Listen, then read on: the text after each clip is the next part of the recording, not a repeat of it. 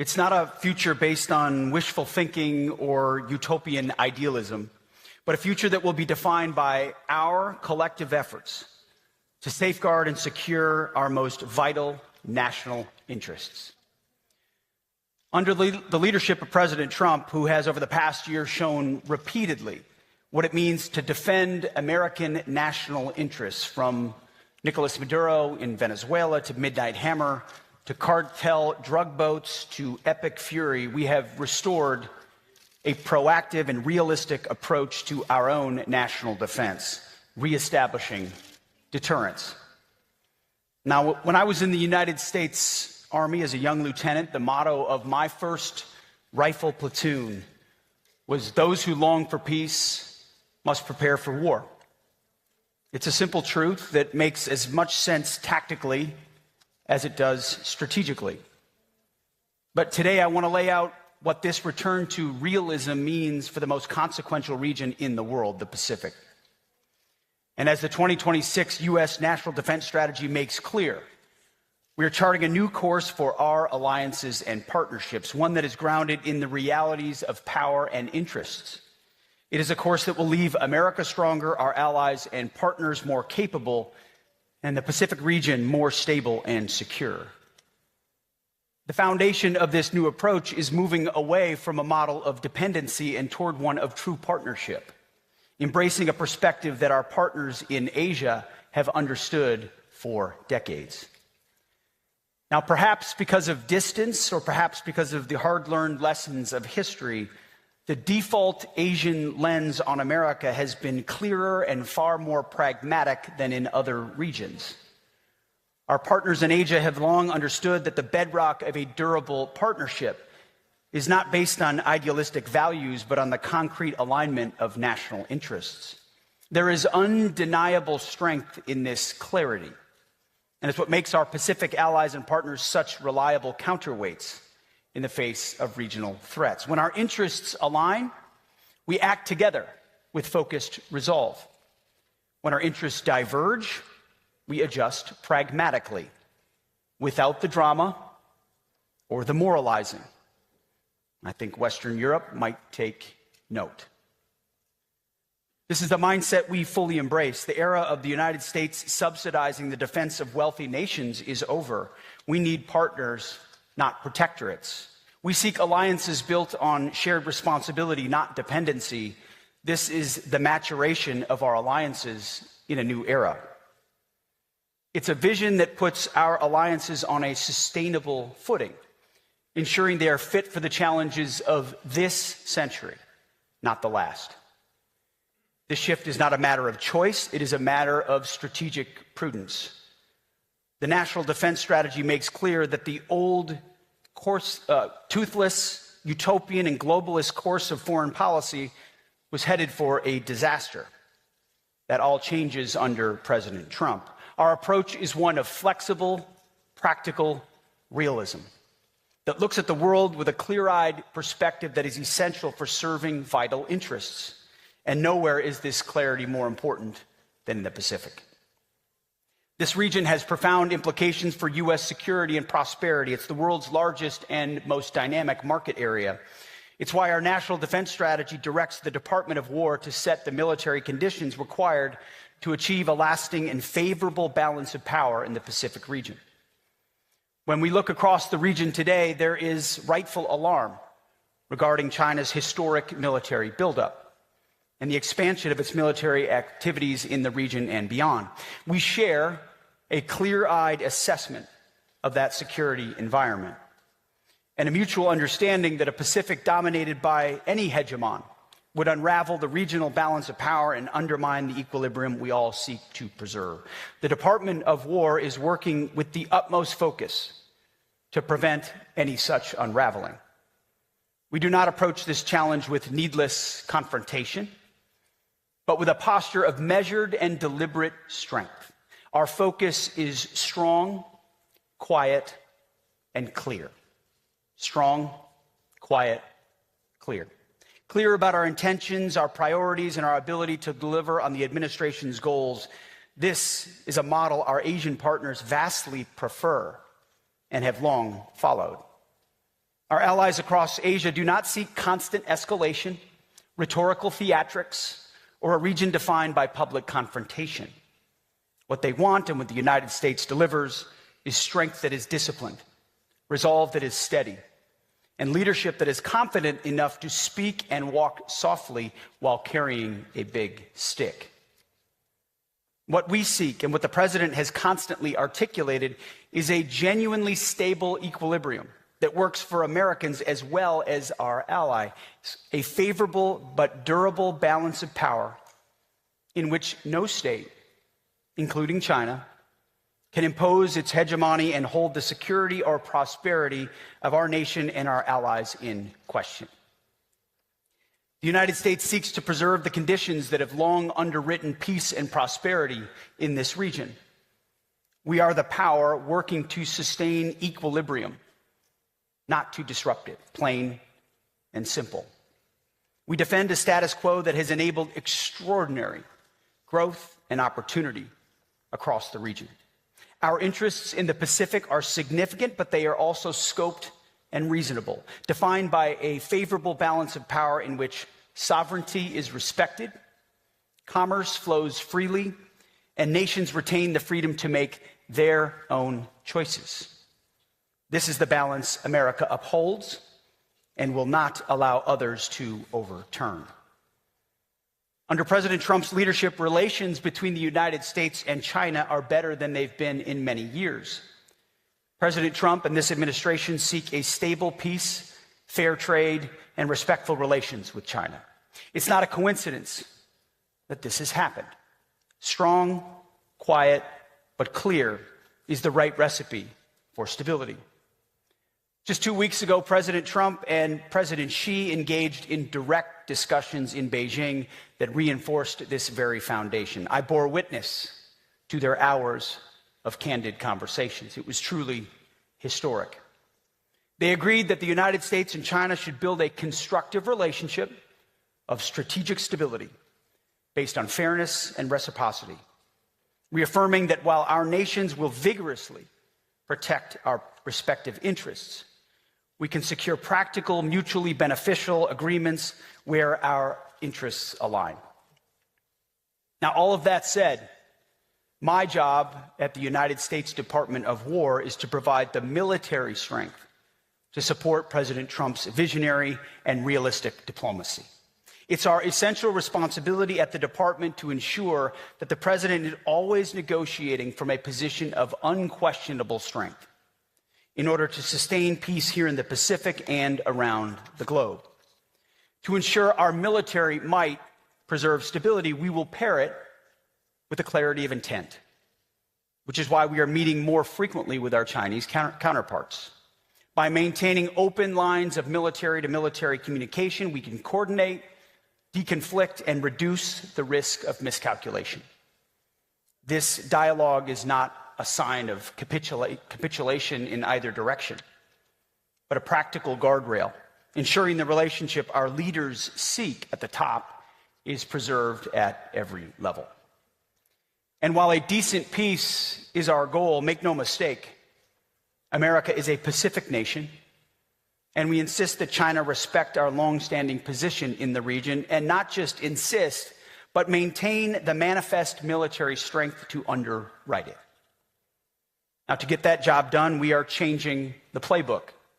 The era of performative outrage is over, where Washington issues loud diplomatic protests that signal virtue but do not project capabilities.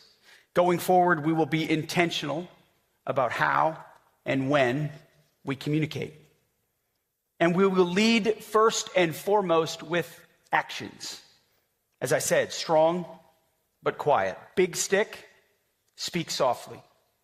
We will prioritize lethal capabilities, strategic discipline, and business-like cooperation over empty rhetoric and peacocking. Any potential opponent will be forced to judge us by our hard power, collective readiness, and steadfast resolve. As the national security strategy and the national defense strategy direct, our approach in the Pacific centers on deterrence by denial along the first island chain. Now, we are reestablishing the Monroe Doctrine, the Donroe Doctrine, as I like to call it, in the Western Hemisphere, aggressively defending our homeland and our hemisphere. We will protect our people. But if you look at our department's planning guidance and our budget, we're building a team capable of projecting power, a country capable of projecting power anywhere in the world, most especially here. We will build and sustain a strong denial defense in the Western Pacific that ensures aggression is infeasible, escalation unattractive, and war deemed irrational. Our military posture will be resilient, distributed, and optimized to deny quick, decisive gains through military force. This is the logic of strategy. And it's the essence of peace through strength, and the foundation of a durable peace in the Pacific that benefits all of us.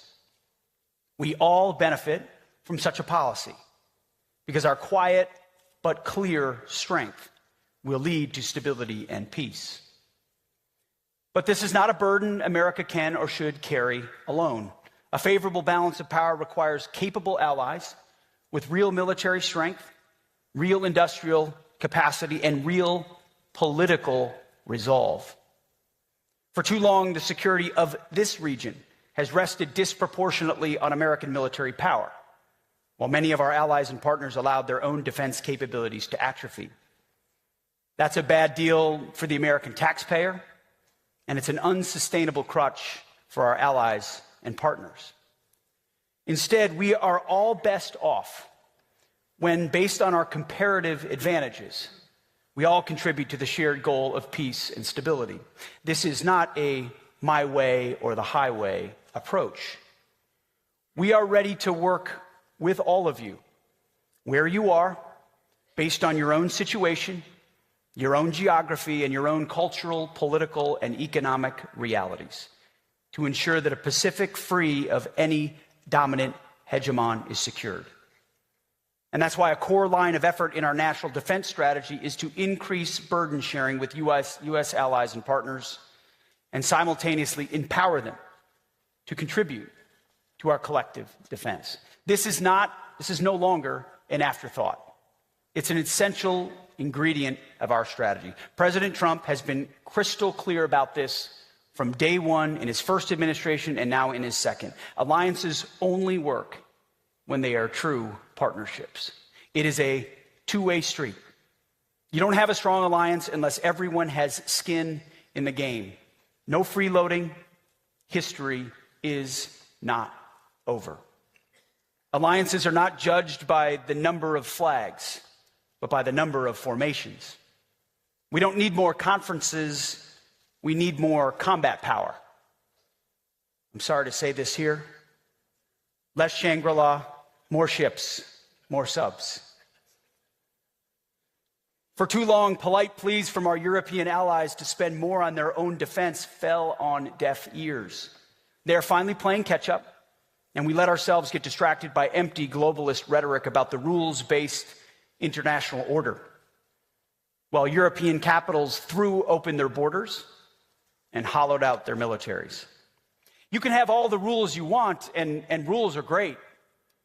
But if you can't back them up with hard power, the rules are not worth the paper they are written on. Europe and NATO have some big decisions to make, and more on that soon. These same principles apply in the Pacific, albeit, of course, in different circumstances. In this region, I'm optimistic that our allies, driven by our shared national interests and the unprecedented threat environment, will step up and step up for real. In fact, we're already seeing progress. If you want to see what burden sharing looks like, consider the Republic of Korea. South Korea has invested consistently in its own defense, not because it does not have the luxury of treating war like an academic exercise. They live on the front lines, and so they build real combat power. President Lee's decision to increase defense spending to the new global standard of 3.5% and to assume greater responsibility for its conventional defense reflects simply a clear-eyed understanding of the threat environment. It won't be easy, but it's necessary for the security and prosperity of his country. This was a hard-nosed decision because they see the world as it actually is. We applaud the pragmatism and leadership demonstrated by Seoul. The region will be far more stable and more secure when other allies and partners follow that path. We see this same realist mindset from the Philippines. Manila is shifting its focus to external defense and enhancing interoperability with U.S. forces. And it's not just talk. Earlier this month, we concluded the largest ever Balikatan, which featured joint training and exercises involving the most advanced U.S. capabilities.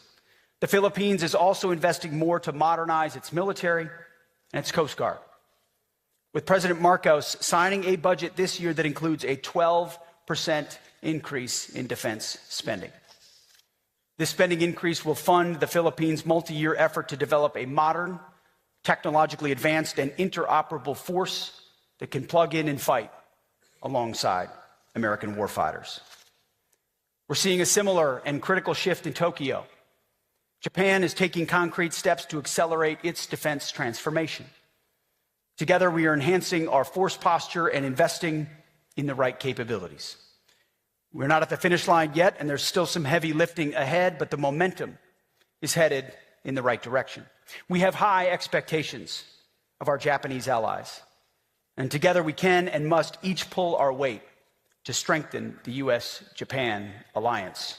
Strong, quiet, clear. Australia is stepping up. Together, we are expanding the rotational presence of U.S. forces and collaborating to ensure our defense industrial base build and sustain weapons required for a high-end fight.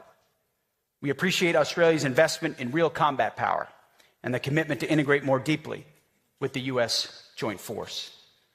Across Southeast Asia, we're seeing our partners step up also. Our hosts, Singapore, consistently punch above its weight by investing heavily in its military and serving as a vital hub for U.S. logistics activities and rotational deployments, strengthening our shared regional posture. Indonesia, too, is making important strides as it modernizes its armed forces and expands the scale. Singapore consistently punch above its weight by investing heavily in its military and serving as a vital hub for U.S. logistics activities and rotational deployments, strengthening our shared regional posture. Indonesia, too, is making important strides as it modernizes its armed forces and expands the scale of military exercises with us and our partners, strengthening interoperability and reinforcing regional stability. I also want to recognize Malaysia's leadership in rapidly deploying ASEAN observer teams to monitor the Thai-Cambodia border. That is burden sharing in action. Nations in the region stepping forward to preserve peace, reduce tensions, and support diplomacy with credible capability. I commend Malaysia and ASEAN for their efforts in support of President Trump's historic peace deal. On the mainland, Thailand continues to deepen military cooperation with the United States to enhance interoperability and develop necessary readiness. Thailand, a longtime U.S. partner, investing even more.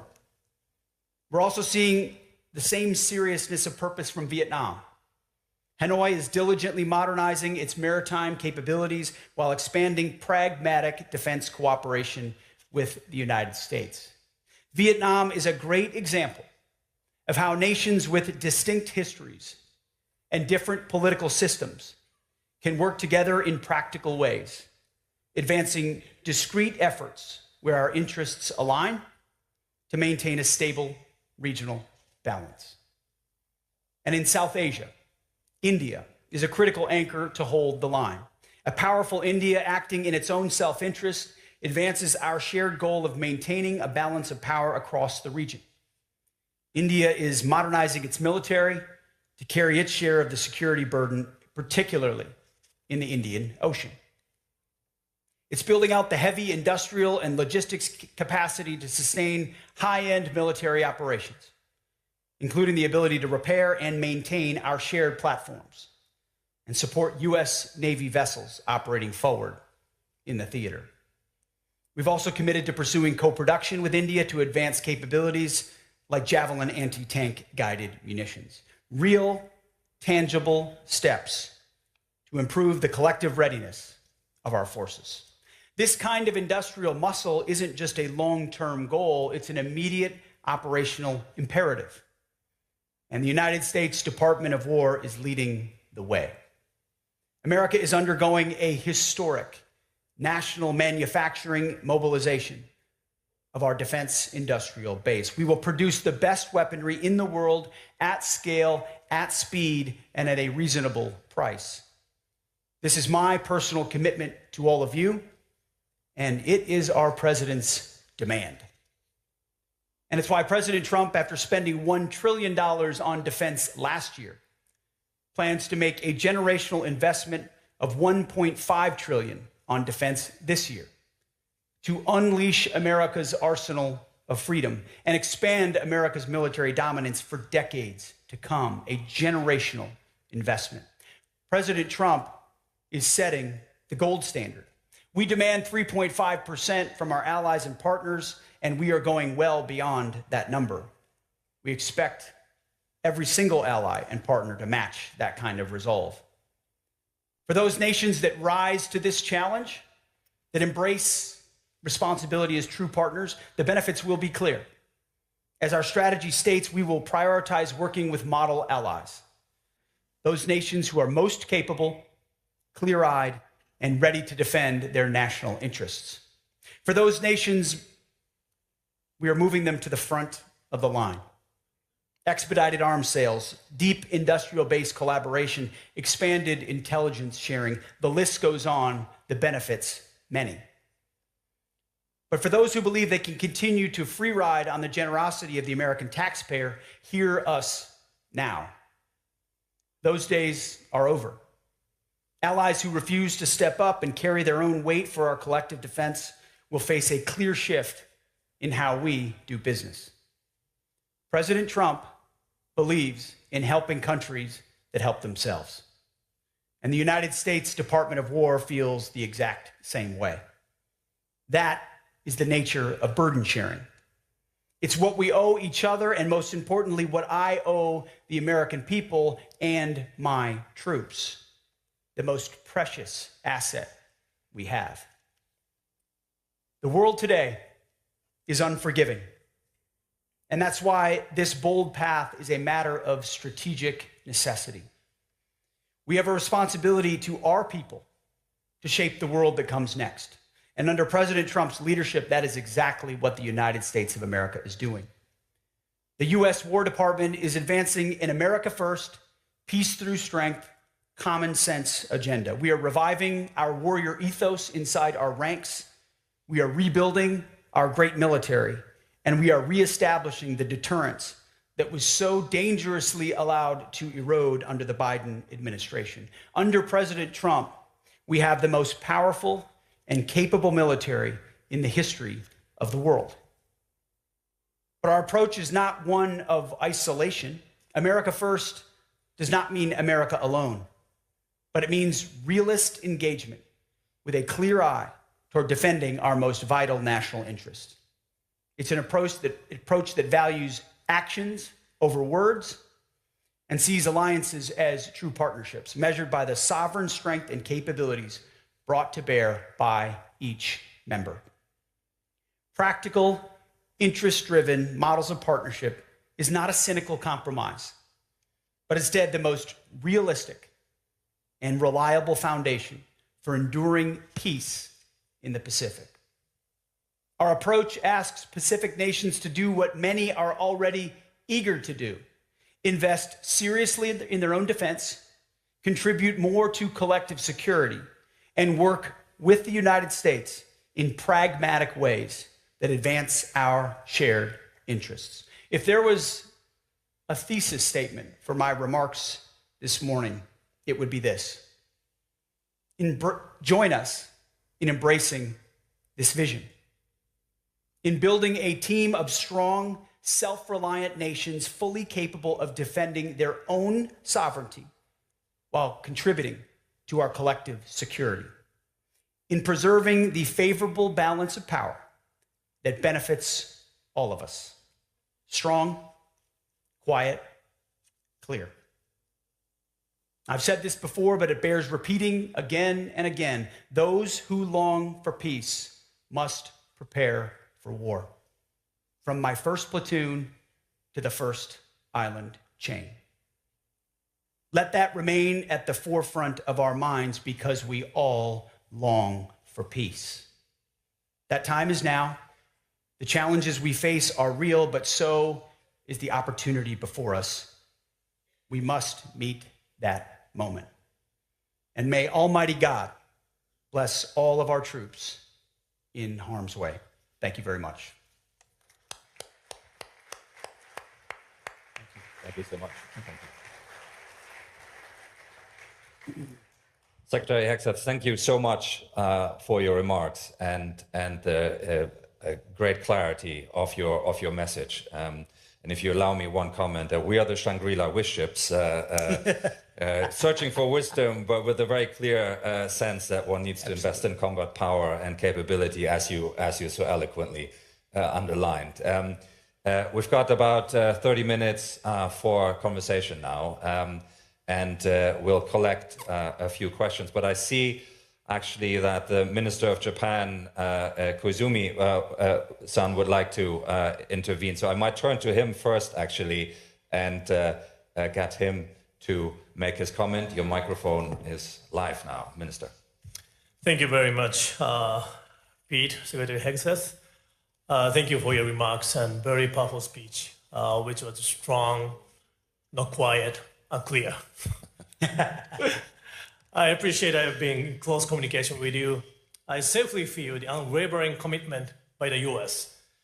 But sometimes I feel some countries might underestimate the US commitment. Can you give us the message to assure the region? And also, when tensions occur between allies and like-minded states, even tensions are slight, there will be someone attempting to drive a wedge between us. I feel the US commitment is unwavering, which might be underestimated by some countries, but you are here with us today. That speaks the strong message. Japan has recently revised its policy on the transfer of defense equipment and technology. I have been advancing defense equipment cooperation with Australia, the Philippines, and New Zealand, and Indonesia too. We are making those efforts to establish resilient supply chain so that countries in the region can help each other in case of crisis. I believe this initiative is aligned with the arsenal of freedom. Is my understanding correct? Thank you very much. Thank you very much, Minister Koizumi. Maybe, Mr. Secretary, if that's okay, if I can invite you to respond to the Minister straight away, and then we group a few questions together. Is that okay? Yeah, absolutely. Please. Well, Minister Koizumi, thank you for the question, for your friendship, for your engagement. I think our countries and our personal engagement is demonstrative of the kind of commitment the United States has to allies and partners. And we appreciate the extent to which you and your government have stepped up. And I think there's sort of two real ways when I look at how the world may view our commitment to this region. First is through our national defense strategy. And we very clearly listed 4 pillars. It was the homeland of the hemisphere, deterring China in the Indo-Pacific, burden sharing, and then supercharging our defense industrial base. Those were the 4. And I think too many people were focused on the fact that number 1 is homeland and hemisphere. For us, that was a reorientation toward a forgotten aspect of our defense strategy. We had a wide open southwest border that allowed 20 million illegals to pour across our borders that the Department of War was focused on securing. We've got a cartel problem of foreign terrorist organizations where we can't just defend at the border, but we need to defend in depth. So we've created the America's Counter Cartel Coalition, working with allies and partners in Central and South America to holistically get at the counter cartel challenge. Key terrain like the Panama Canal is something we lost focus on, we're refocused on, and Venezuela's seen a complete change, which creates complications for our adversaries. So staying focused and bringing renewed energy to Southern Command, which had been kind of a sleepy backwater command and now is a warfighting command in our own home hemisphere, was something we had to do institutionally. But if you look at our defense planning guidance or our national defense strategy, we are funding toward, exercising toward, and planning toward the most difficult problem set, which is power projection into this region and working with our allies and partners. So there's a refocus in what we do in our own neighborhood, but in understanding that a $1.5 trillion investment from cislunar to subsea is what's required in order to deter the next conflict. And then I think the second aspect is that people want to conflate that we have global obligations with turning of our backs to this region. And that's why I've made more trips here than anywhere else, and have met and will continue to meet with individual countries and in collective settings like this to demonstrate we are quietly but very strongly working by, with, and through allies based on our mutual commitments to strengthen our capabilities out here. We still have global obligations to ensure that, say, Iran doesn't get a nuclear weapon. We're focused on that. We can do two things at one time. We're supercharging our defense industrial base so that we're building 2x, 3x, 4x the munitions very soon to ensure that all of our O plans are properly funded throughout the world. So I think because there's been a lot of talk previously in the US government about pivots that were never real, there's an instinct to want to look at this and say that it is not. But I think it's the exact opposite. Underneath our entire approach is a substantive, serious approach to the Pacific, while also ensuring we maintain our obligations around the world. So thank you for your question. Excellent. Thank you very much. We'll group a few questions together now. The list is extremely long already, so I'll pull out a few. And first in this round, please, from Korea, Dr. Chung-Min Lee. Chung-Min. Thank you, Bastian. Mr. Secretary, thank you for your positive remarks on the ROK-US alliance. South Korea's defense spending this year increased 8.2%, and we are fully committed to every single matrix you mentioned on a self-reliant defense posture. In this regard, my question to you, sir, is twofold. Number one, President Trump said yes to President Lee's request for American support in building nuclear-powered submarines for the ROK Navy for larger deterrence missions. And number two, wartime OPCON transfer to the ROK within the next couple of years. Could you please enlighten the audience on these two aspects of the strong and stronger U.S. ROK alliance? Thank you. Thank you very much, Chung-Min. We'll take one or two more in this round. Next, please, from China, Weibin Zhao. Your microphone is on. Thank you, Chairman. Mr. Secretary, I'm Senior Colonel Zhao Weibin from China. You just mentioned in your speech that during President Trump's historic visit to China, the two countries have agreed upon a new definition of China-US relations, which is constructive strategic stability. So what's the implication of this new definition for US-China military-to-military relations in particular?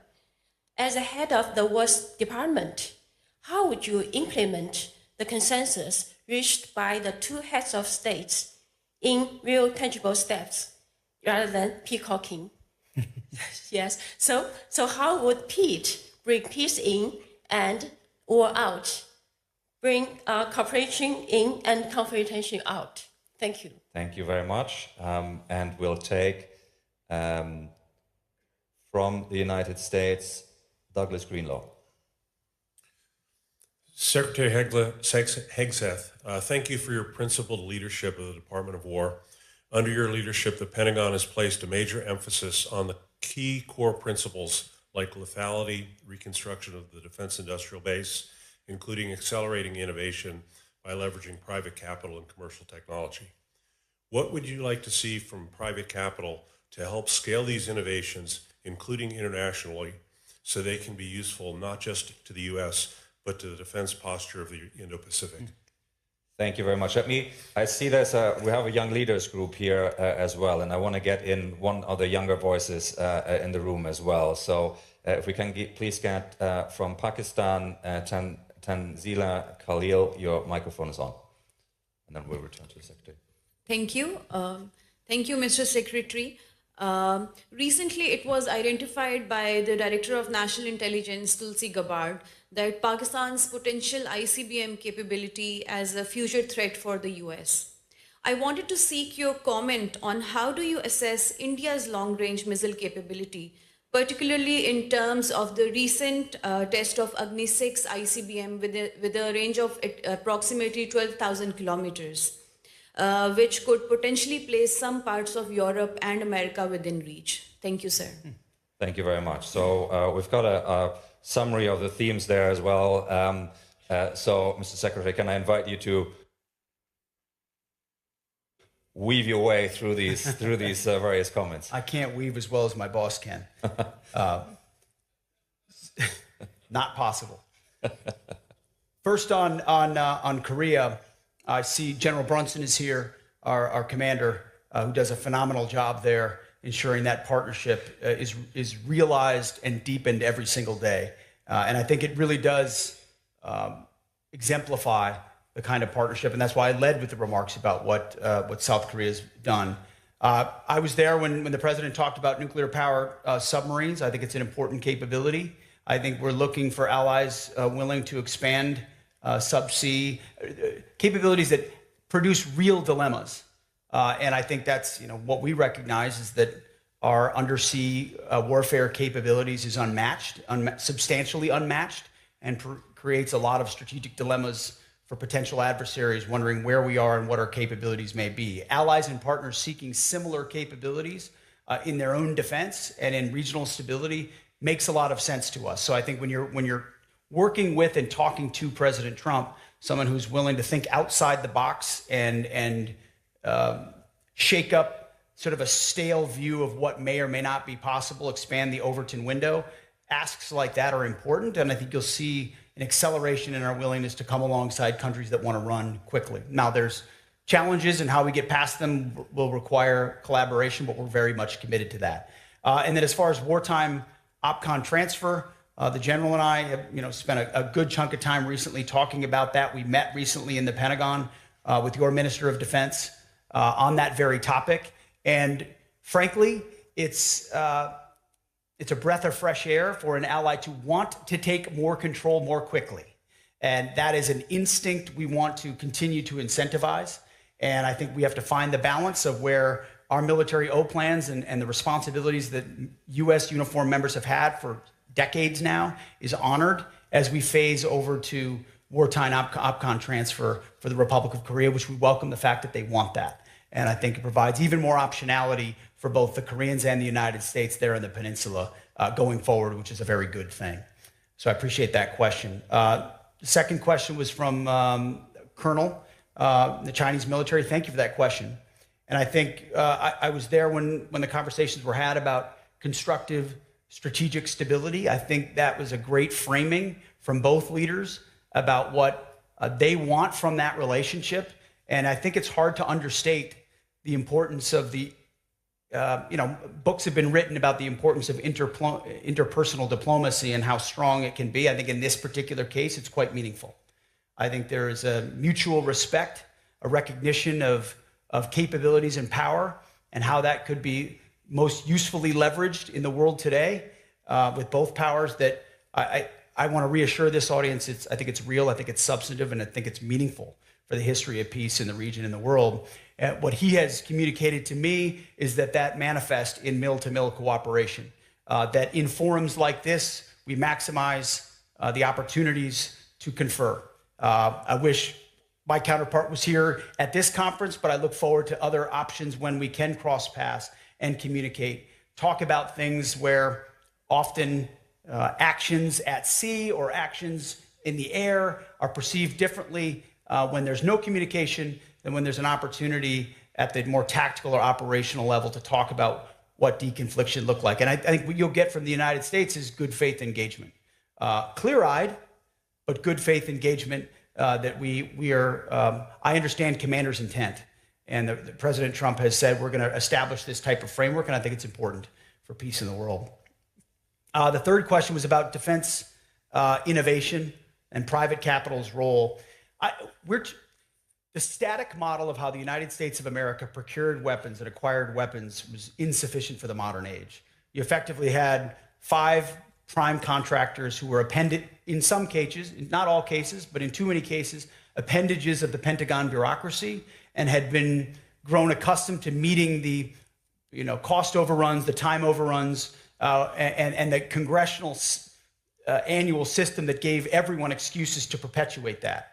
Didn't give us enough fast enough, always seeking the 100% solution that arrived a decade later, as opposed to the 90% solution that we get in the hands of warfighters 2 years from now.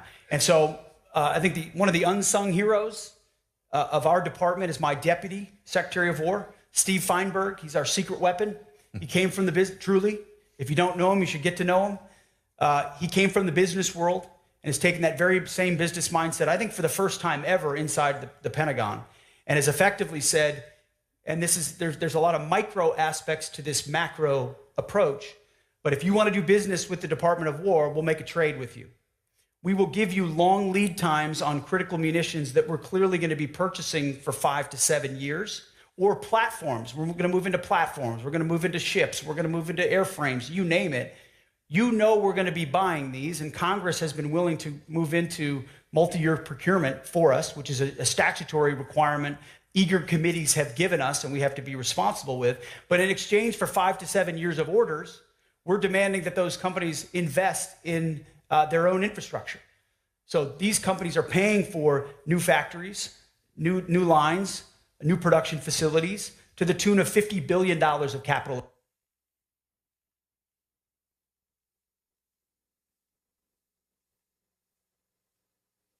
$50 billion that's not coming from US taxpayers. It's coming from companies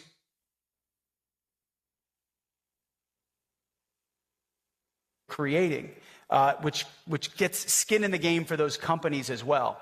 And through doing that and opening up our bureaucracy, which we go to war with our bureaucracy every single day, our job is to make sure we don't have 5 prime contractors by the time I'm done, but we've got 10, 15, or 20 who are able to compete on an equal footing, and now you really are building an arsenal. And then if you add on top of that co-production with partners around the world who want to do the same, now you're building a global arsenal of freedom that we require.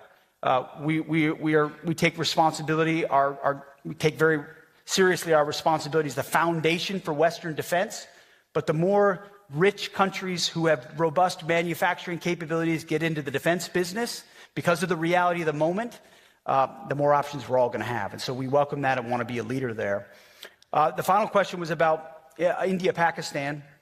And I mentioned India here, but I very easily could have mentioned Pakistan and the role that the Field Marshal and the Prime Minister are playing in peace negotiations. I think an unexpected development and a true friendship developing there, which I think is important. And you saw that in the ability of the president to come together on brokering a peace between India and Pakistan, 2 nuclear-capable countries. I think both sides there are going to see understandable threats coming from the other, maybe some of which we see differently, and countries are going to want to develop ICBM threats, but we're not pointing a finger, at least from our view right now, at either country and calling them a threat to us. And we're grateful for, in each of their lanes, the benefits they've given to peace around the world. Excellent. Let us get one more round of comments and questions in. And if I can ask for crisp, short questions so that we can get to answers. First one in this round from the United Kingdom, Tom Beckett.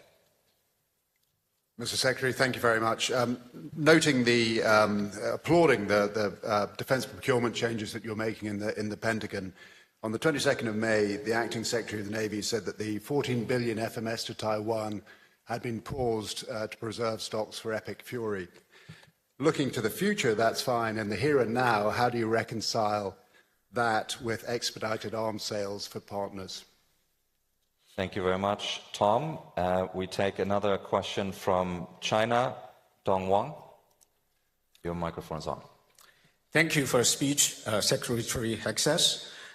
Most recently, U.S. Forces Korea Commander General Xavier Brunson made a striking remark in a public interview, stating that South Korea is, quote-unquote, a dagger in the heart of Asia aimed at China.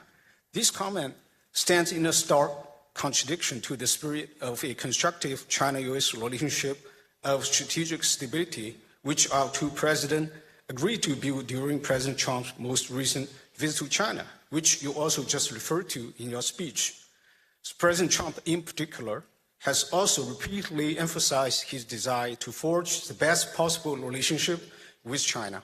My question is simple. Does General Brunson's statement represent the official position of the Trump administration? And is characterization of South Korea's role as a dagger aimed at China authorized or endorsed by the Pentagon? Thank you. Thank you very much. The General is in the room, so he has an opportunity to perhaps follow up with you in the coffee break. But let me get one or two more questions in for this round.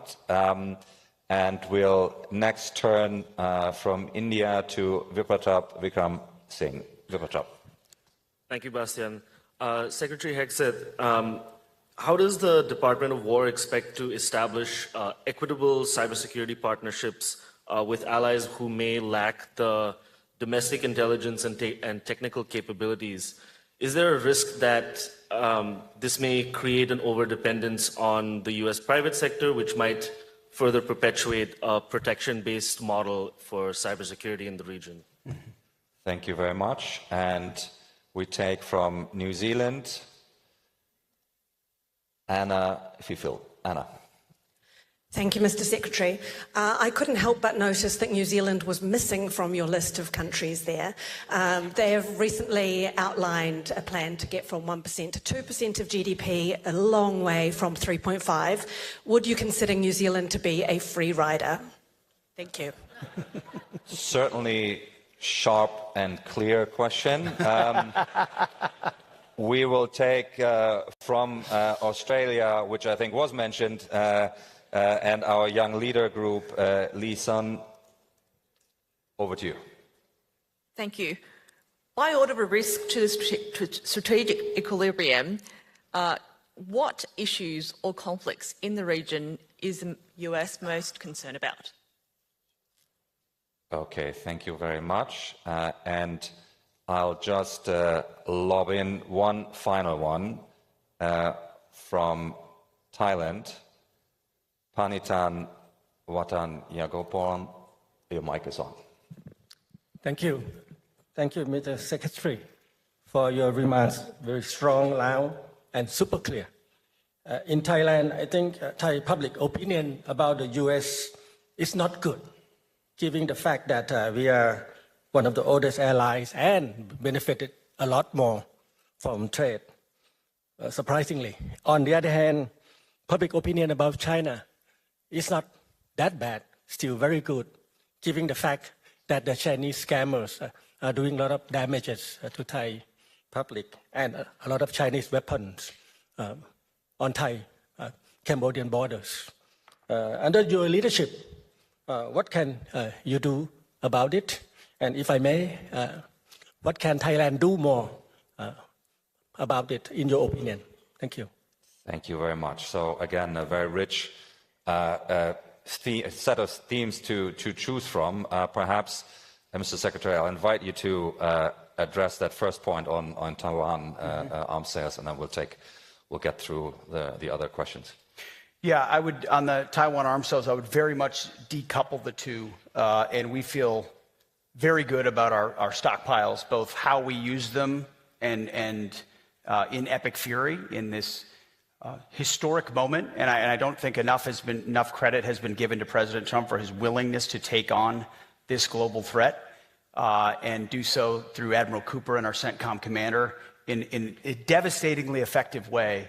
And you know, status as of right now is that any deal will be a good deal. And I had a chance to talk to President Trump this morning.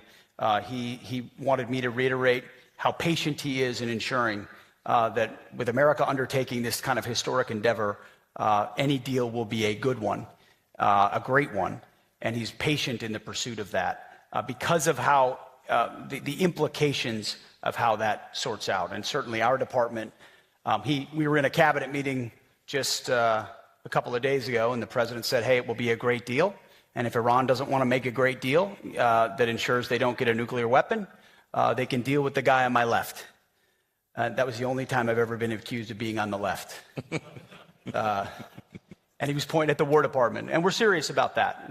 Our ability to recommence if necessary is, we are more than capable. Our stockpiles are more than suited for that, both there and around the globe, because of how we balance exquisite and more plentiful munitions. So we're in a very good place.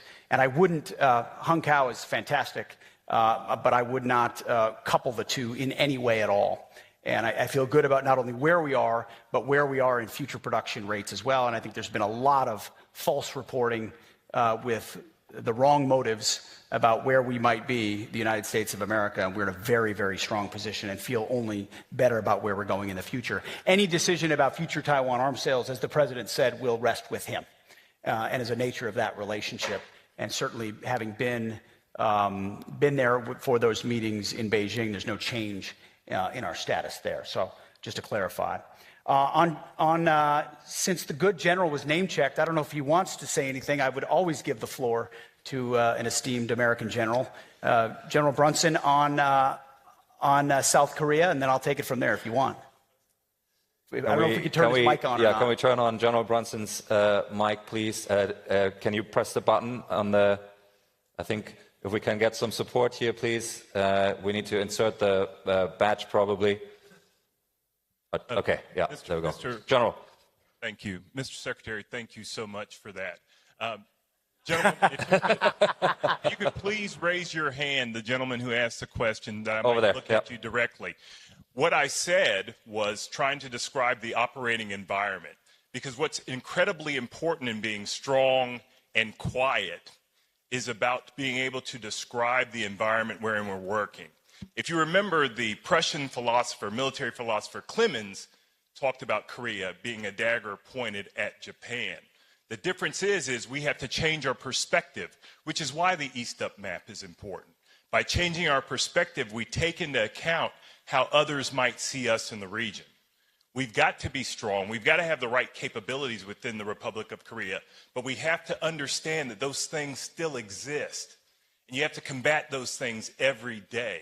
What I was trying to do in a place of learning was talk to War College students about how we have to change our perspective and think about where we are. Then I can advise not only my service secretary, but then my secretary, my boss in the Department of War, on what things we might do. The secretary also mentioned OPCON transfer. The position that we have within the peninsula, based on our great allies represented by Minister of Defense Hong Bak, who's right here in the front row, is important. But what's also important is that we have the right capabilities at the right place in the right time, but also take into account our perspectives. I'm encouraged by the fact that my president and my secretary went to China. That is tremendous, and that we might have increased relationships where we might talk. And we have to remember that when we're talking to students, we want them to understand and appreciate other perspectives other than our own. So many times over the course of my career and the secretary's career, we've thought blue and red. Well, now there's a green there where we might have in this green space the opportunity to talk and to have military thought. The only way there will be philosophers in the future wearing uniforms like myself will be that we enter into the field of ideas. And we challenge ideas. And I'm okay with the challenge of the ideas, but we have to remember that context will always be king. And we have to take remarks contextually. And I would encourage that you listen to the entire podcast, as well as the speech that I gave to the War College students, which was pretty good. Thank you. Thank you very much for that response. That's why we gave him the mic. Very good. We've got 2-3 minutes left to get to... I'd like to give the remainder of my time to the general. New Zealand defense spending. We've got that question on prioritizing regional challenges and conflicts, and then there was a question from Thailand as well. There was a question on cybersecurity as well. I think what you've seen from our operations is how central we've made that capability, how important it is, how decisive it can be. And now that we're moving into the brave new world of AI and what it enables, the United States has incredible private sector advantages there that we intend to responsibly harness, which would require understanding how they work and how they can be utilized offensively or defensively, but responsibly, and working with partners on cyber. And those cyber relationships is going to be a huge part of how we enable partners, whether it's AI or not. New Zealand, I appreciate the question. Listen, I mean, if I'm being honest, 2% is not enough, and so 2% is freeloading. But I don't have anything against New Zealand. I want partners to step up. I didn't intentionally leave it off my list. I look forward to working with the new defense minister there and enhancing those capabilities. I think that relationship has been a very fruitful one for a very long time. But I think, as my friends Richard Marles and John Healy know, I'm probably the most blunt with our closest friends about what our capabilities are and where they need to be to ensure that we're locking arms and shields considering the threats of the world. And we can't just say, oh, we've been friends for a long time, so let's work together. It's we've been friends for a long time, so you better have the same capabilities we do, because if we don't, our alliance is meaningless. And that's the kind of realism President Trump has asked me to inject into all relationships. I can't remember the last question. There was a question on Thailand, public, yeah. Yeah, I had a great meeting with, one of our oldest allies, almost 200 years, and I think played a very constructive role and has continued to try to play a constructive role in how that conflict gets resolved. Had a great meeting yesterday with the Minister of Defense, and I think we found some public ways and some private ways that we can deepen our partnership meaningfully. So certainly very committed to that relationship. Fantastic. Secretary Hegseth, thank you so much for being at the Shangri-La Dialogue. Thank you. It's a real pleasure.